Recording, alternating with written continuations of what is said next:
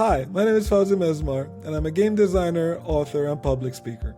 I've worked in companies such as Ubisoft, EA, Activision Blizzard, and Atlas, working on franchises that have been played by millions of players around the world.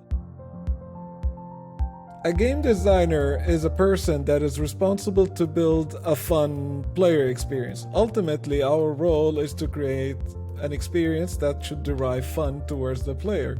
A game artist will draw the graphics of the character.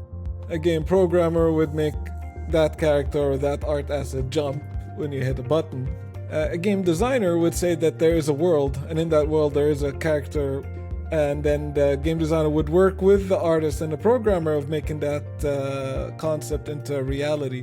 After that concept's kind of being put together, the game designer kind of needs to define how that jump becomes fun. So like, how soon after you hit the button does Mario jump? How high? How fast is that jump? All of these parameters that the designer manipulates to create fun.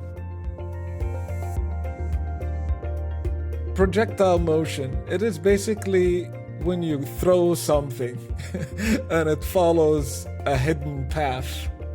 That hidden path is a trajectory. An object that moves on that trajectory is a projectile. The path or the trajectory follows physical concepts.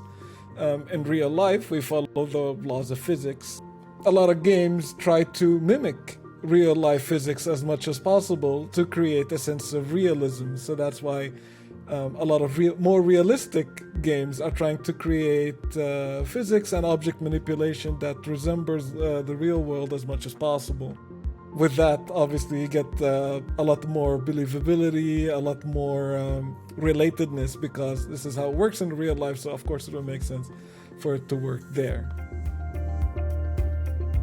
So when designing something collaboratively, especially within a multiplayer context in which several players are trying to work together towards achieving a certain goal, we need to break it down into two important factors.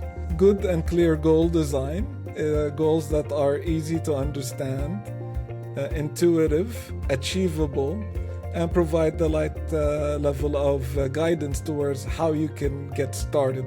The second part of that is to create what we call gameplay dynamics, or like synergies between the different players. How does the player experiences of all these players within the same team build on each other so that they can help achieve the goal?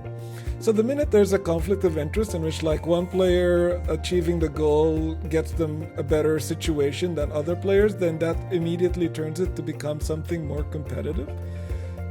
So it's important to always think about how could people benefit from playing with others in order for them to achieve those goals.